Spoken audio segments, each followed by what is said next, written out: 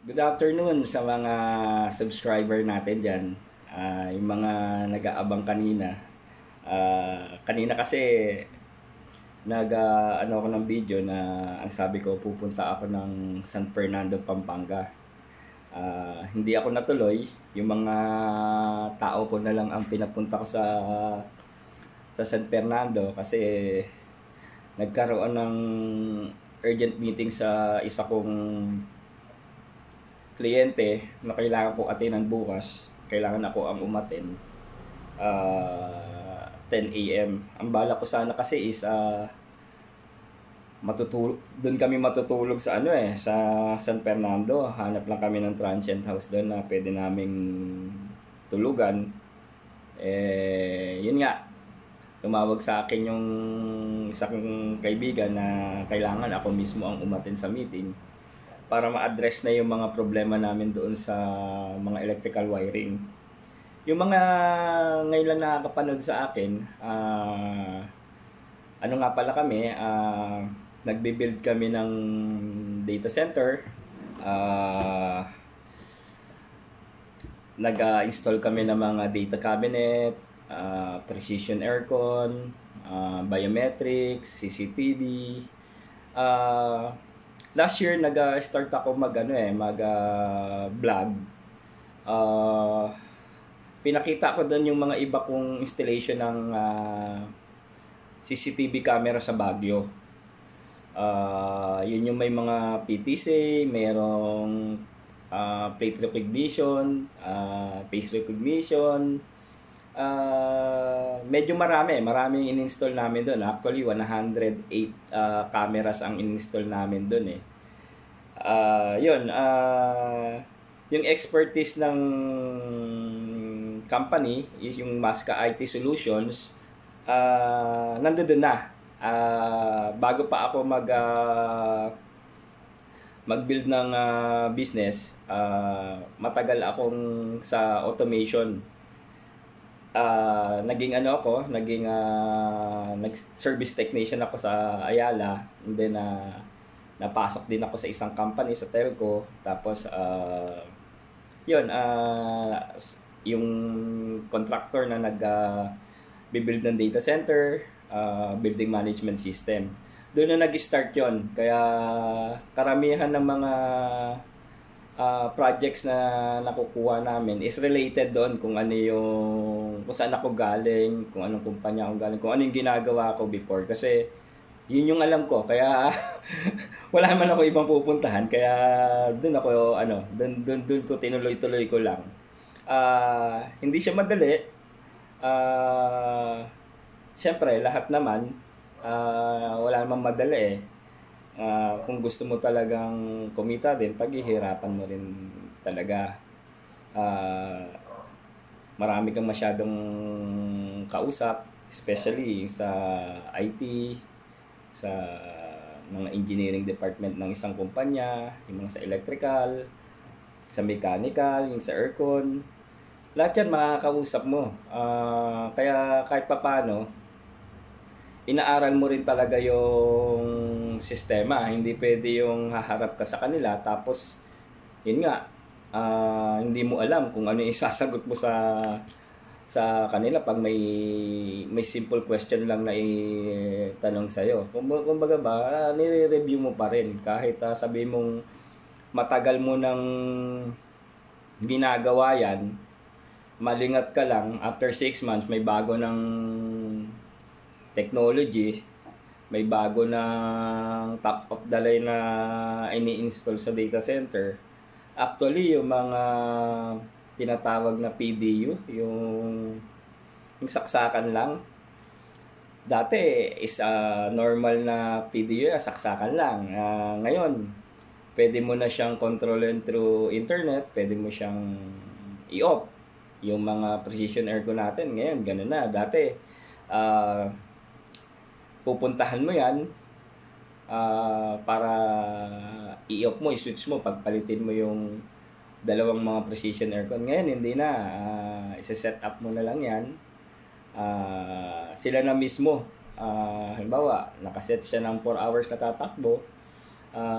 Pag nakuha niya na yung 4 hours, yung kabilang aircon naman ang tatakbo. Ang reason kaya dalawa sila is hindi masyadong bugbog sarado yung precision aircon, kasi sa mga data center kasi is hindi pwedeng ano yan, bumaba yung temperature once na uminit kasi sa loob ng data center. Alam mo naman yung mga server, magkakaproblema yan, either masunog or basta magkakaproblema, magre-reset yan, yan. Yun kasi syempre, yung isang equipment natin or isang klase na or server natin may humihigop ng ng lamig para kasi hindi yan ino-off. Kaya importante na medyo malamig yung area ng data center. Hindi ako talagang expert diyan, based sa experience ko lang. Kung ano yung experience ko sa data center, sa CCTV, sa fire alarm, yun lang naman din ang ginagawa ko. Kung merong mga bago, ko siya, pinag-aaralan ko siya.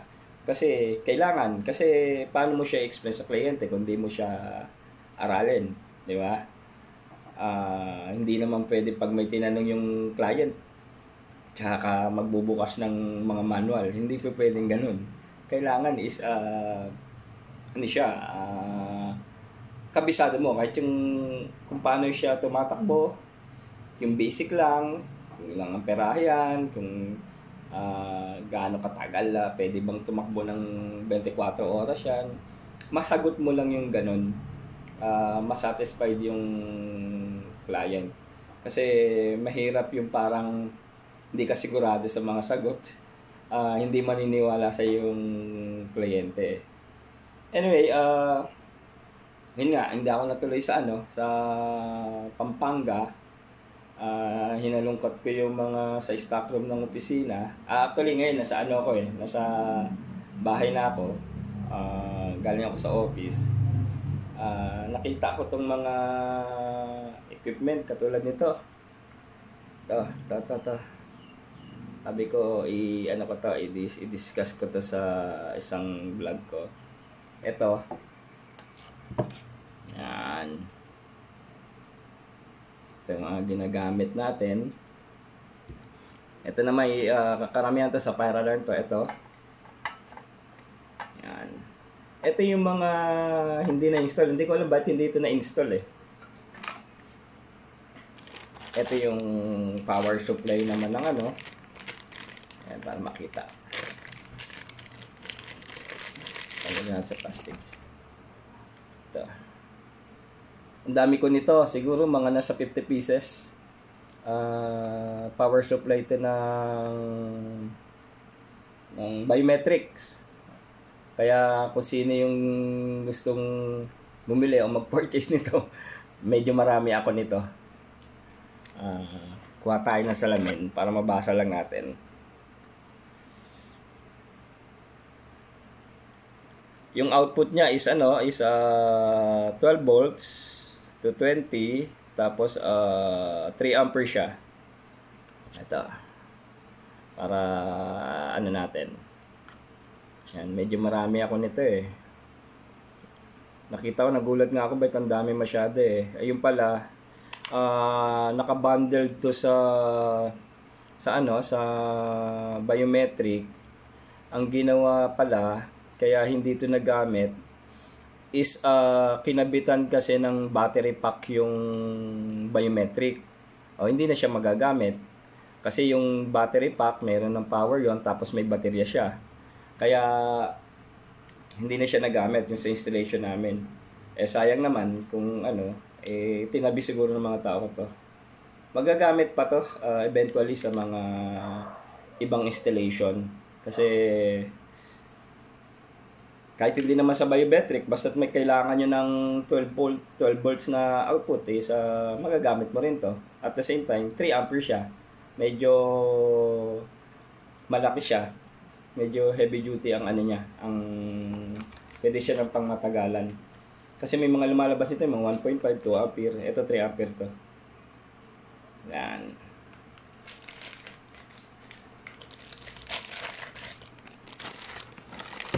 Ito din, bago pa to, hindi pa nito nagamit. Ito,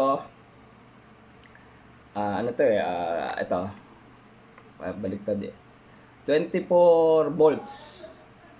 24 volts siya. Ito ginagamit to sa sa power supply to ng mga PTC camera, yung pan-tilt na pan-tilt zoom na camera, ginagamit to. Ito yung power supply niya, 24 volts. Ito, tama, laki niya, pero 2 ampere siya. Yung 3 ampere siya. Ito yung ginamit namin sa project. Ito yung mga natira. Kasi normally kasi especially pag sa mga probinsya, karamihan, hindi ko naman nilalahat, hindi maganda yung output ng power sa mga probinsya. Kaya ang nangyayari, madalas ang sira ng mga power supply ng camera. Ngayon, sasabihin ng mga iba diyang marunong sa CCTV, ba't hindi ka nalang mag-POE? Kilometers yung distansya ng camera. Actually, isang malaking syudad yung ininstalla namin. Kaya hindi advisable maglagay ng POE switch doon. May power supply lang na ganyan. Tapos, yan nga, ang ginawa ko doon, since na laging bumibigay yung power supply nga ng PTC camera, outdoor yan Tapos yung weather pa sa Baguio is, pagdating ng mga, lalo pag mga pa-December, based sa experience, nagano siya, tuwing mga pagtungtong ng hapon, mga 2 to 3 ng hapon, muulan siya, tapos kumikidlat. Pag kumidlat siya, syempre, in-install namin. Pag kumidlat siya, nasisira yung power supply. Hindi naman siya masyadong mahal, kaso lang syempre, yung taong pupunta, yung magse-service, yun yung mahal tsaka yung abala. Ang ginawa ko, naglagay kami ng grounding rod, para maproteksyonan pa ng todo, naglagay kami ng POD, yung power on delay. Yung power on delay kasi, once na tumaas yung pasok ng kuryente, ikakat niya na yung power. Hindi na siya makakapasok dun sa power supply ng camera.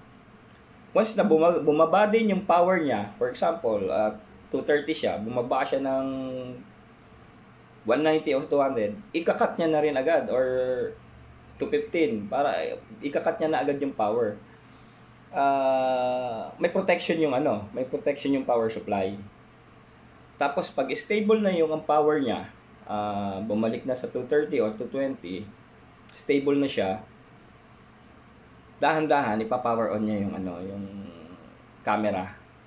Yun yung nakita namin protection. Pero hindi pa rin talaga may mga nasisira pa rin, pero hindi na ganun karami. Siyempre, alam mo naman, wala namang malakas din sa kidlat kaysa yung lagyan mo yan ng kahit nga merong yung lighting arrestor Hindi ko lang din maintindihan. Kaya minsan nga nagkaroon ng argument dyan sa lighting arrestor may basic experience kasi kahit may lighting arrestor, dapat hindi na tamaan yung mga ibang nasa baba niya. Kasi mahal yung lighting arrestor yan nga yung tipong minsan pinagtatalunan pa rin. Bakit ganun? May lighting arrestor na is natamaan pa rin ng kidlat or sira pa rin. Well, yun nga, hindi rin kami siguro, kahit yung may lighting arrestor na, kasi yung power din, hindi rin ganun kaganda. Yun, naglagay kami POD, ABR, lahat ng pwedeng protection. Kasi yung sa ABR naman, trabaho naman yan, sasaluhin niya naman yung mga spike ng power. For example, ang power natin is clean siya eh. Dapat hindi yan nag-spike, hindi yan tumataas, hindi yan bumababa eh. Pag maganda yung power sa isang syudad, dapat clean yung power. Ang nangyayari kasi, pag nag-test ka ng power sa ibang syudad, makikita mo, magalo talaga, hindi siya stable. Siyempre,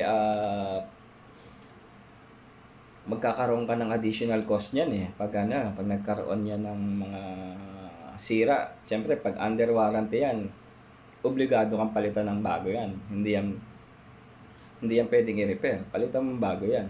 Ganun ang, especially sa mga government project. Minsan nagsasubcon ako sa mga government project eh. Nakalagay sa contract yan. Diba? Anyway, itong isang to, bigyan ko lang kayo ng idea. Heat detector to. Sa mga may initang area, ikinakabit to. Part to ng ng fire alarm, fire detection, fire alarm system. Ito yung iba-iba kasi. Merong smoke detector. Wala na ako sample ng smoke detector dito. Ito naman, heat detector to. Yung init naman ng ina-address niya. Pag masyadong mainit na, masisense niya, sensor to eh. Papadala siya ng alarm sa panel. Once na may kita eh, mag-alarm yan. Pag dire-diretso na yan na tutunog yung bell eh. Pag talagang nagdire-diretso, tas pag umusok, yan. Kasi kinakabit to sa mga halimbawa, kitchen. Hindi ka naman pwede maglagay ng smoke detector sa kitchen kasi pag nagluluto, mausok, dilagan tutunog yun. Di ba? Kaya naglalagay sila ng heat detector. Iba-ibang klase. Ibang-iba klase ng heat detector. Merong parang smoke detector ang itsura, yung parang typical na nakikita natin. Ito ibang klase to. Ito kinabit ata to sa NGCP. Iba-ibang klase. Yung yung heat detector. Ito naman, ng isa na to, kanina inano ko pa to eh. Sabi ko, ano ba to? Ba't parang kakaiba? Parang, ano ba to? Tapos binuksan ko, nakita ko may speaker. Sabi ko baka fire alarm to. Yun nga, ano nga siya? Fire alarm nga. Meron kasing electronics, meron mechanical na alarm eh. Meron ding strobe na tinatawag. Yung alarm, yung mechanical, yung parang yung bilog na may pumapalo din sa bakal. Yung parang sa mga dating eskwelahan, pag nag-bell, ayun yung bell. Ayun na yun, yung bell. May ganon. Meron ding electronics, yung ganito. Tutunog din siya, pero hindi katulad nung may bell. Tapos, meron din siyang may strobe. Habang tumutunog siya, umiilaw. Kasi sa FDAS o sa mga fire alarm kasi, may mga tinatawag kasi tayo mga first alarm, second alarm. Yung first alarm, tutunog mo na yung bell. First alarm yon. Kasi baka yung nakikuha ng smoke detector is baka may nagbarena lang or Tapos, merong second alarm. Yan na yung tinatawag na pag nagdire-diretso, mausok pa rin yung sa area, may second alarm, tumunog na yung horn strobe mo, yun na yun, magka-count na yun. Depende sa settings ng ano mo, ng panel mo. Sa data center kasi, ang ginagamit kasi is fire suppression. Yung siguro familiar ng iba sa ano eh. Sa ano, sa ang tawag to? Sa yung Novec na ngayon eh. Dati ano, yung isang klase. Yung alam ko ma-obsolete na yun eh, kaya hindi ko na masyadong ginagamit. Novec na kasi ngayon eh. Di ba? Yung FM200, ginagamit niya FM200, pero makikita mo na ngayon is yung Novec ng ginagamit nila. Kasi nga, ewan ko kung totoo yun na ma-obsolete na daw yung FM200. Oh, medyo matagal-tagal na rin kasi yun.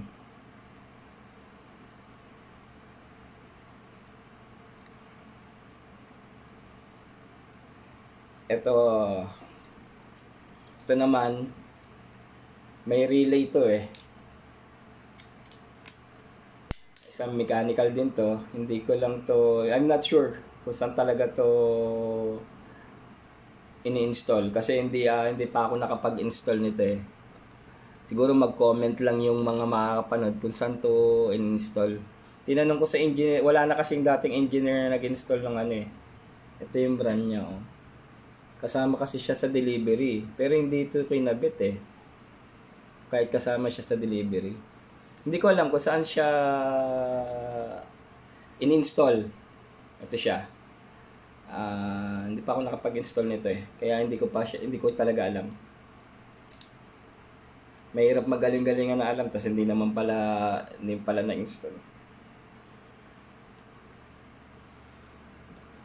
Ano lang natin, tulak lang natin to. Kasi kailangan may tulak yung ano eh. Yan, naglalak siya. Pero since mechanical to, naisip ko baka sa water or ano eh. Yan. Pa-comment lang po kung baka alam nyo kung saan ginagamit to.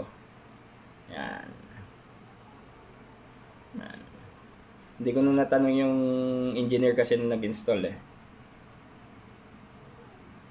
Nakalagay FM501 Italy. Made in Italy. UL. Ito.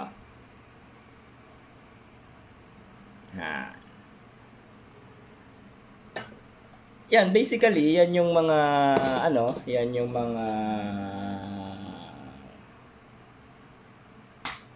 in-install namin. Yung mga iba, siguro pag makapunta ako bukas na makapag-video din ako dun sa data center na binild namin, makita nyo rin kung ano yung mga install namin. Kung papayag yung yung kliyente kasi normally kasi hindi nila pinapabidyohan yung data center nila. Pag pumayag, videohan natin. Video tayo doon. Pag hindi ko naman pipilitin. Ito yung name ng company is Masca IT Solutions. Yan.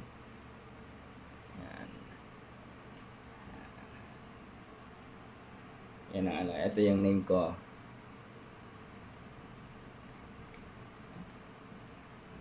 Tapos sa mga produkto, ito nasa likod.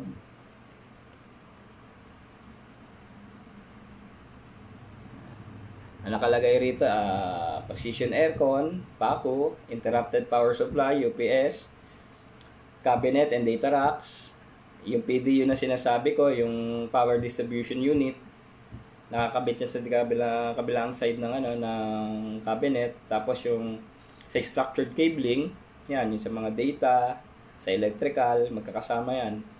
Tapos yung building management system, yung BMS, ito yung nagko-control ng mga lights, aircon, for example, kasi karamihan sa mga office na na hindi gumagamit ng mga, or kung kahit yung gumagamit ng mga industrial na aircon, pag wala yung BMS kasi, nakauwi na yung mga tao, nalimutan patayin yung aircon, dire-diretso lang yung takbo niyan. Biruin mo yan, walang tao, tapos dire-diretso yung takbo ng aircon mo. Di, ang laki ng konsumo mo sa kuryente. Di ba? Sa ilaw, ganun din. O, sa isang floor, for example, isang floor mo, alam mo naman na 5 ang uwian ng mga tao, siguro mga 6, kung di ka nagpapa-overtime, siguro mga 7, wala nang tao dyan, o 6 o 6:30. Pag may BMS ka, hindi mo na yan kailangan puntahan dun at patayin yung mga switch.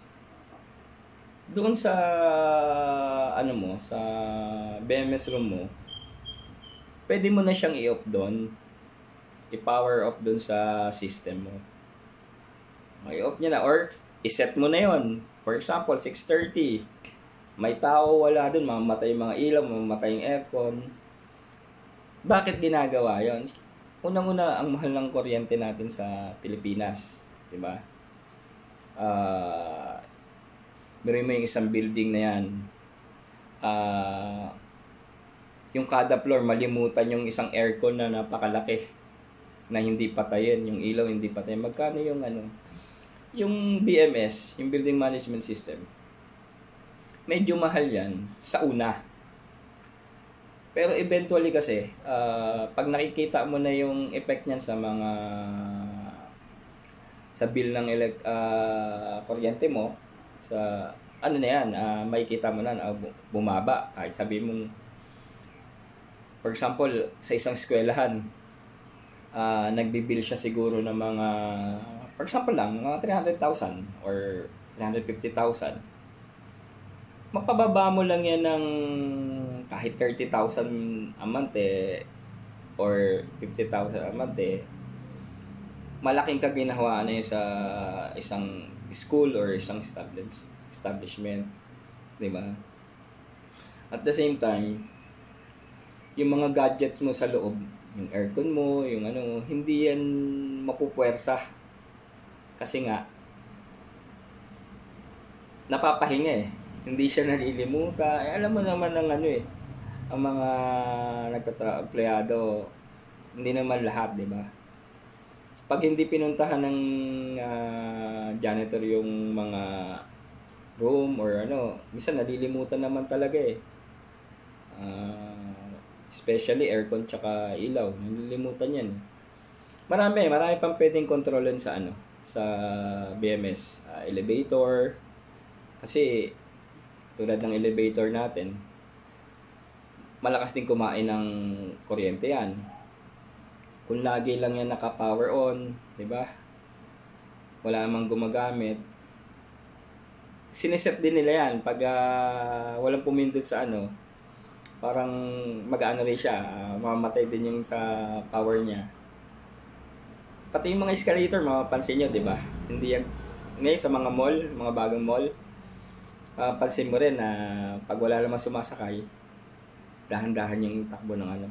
Kasi yung ano kasi, yung mga gamit na yan na ginagamit natin, pag masyadong pwersado din yan, madali din masira madali na sila masira. Yung TV natin, di ba, mapapansin nyo, nakasabit lang yan sa wall, pinapanood lang natin, pero nasisira. Kasi may ano lang din siya, may kung gaano lang din kahaba yung lifespan ng isang gamit. Pero once na inano mo siya, yung katulad niyan, lagyan mo ng mga ganyan, kusang na mas tatagal yan. Mas tatagal, 100%. Karamihan ng mga building natin, yung mga intelligent building ngayon, yung mga bagong building ngayon, karamihan meron ganyan. Meron. Lahat kompleto, karamihan meron yan, hanggang parking, hanggang pagpasok ng bisita, lahat yan nakakonect yan. Meron yung mga visitor software yan, may mga parking system yan. Makikita na yan sa isang pagka pumasok ka. Yan yung yan yung ginagalawan ng Masca IT Solution. Tapos meron din door access, yun nga, yung magbabadge ka or magbabiometric ka, bubukas yung pinto para malaman lang kung sino talaga yung pwede pumasok doon sa isang room or sa isang office. Well, eto nga, yung CCTV, ayan, nag-install kami. Yung fire suppression, yun nga, yung fire suppression natin. Itong fire suppression natin is sunog na yung isang building yung data center mo hindi pa sunog kasi chemical to pero hindi naman siya masama sa tao. May nag-testing kami noon na buksan mo yung lighter mo tapos buksan mo lang yung sample namin na mamamatay yung apoy ng lighter. Ganun siya ka ganda. Kaya nagkakabit talaga niyan yung fire suppression para sa data center kasi unang-una mahal yung mahal yung mga server mo, UPS mo.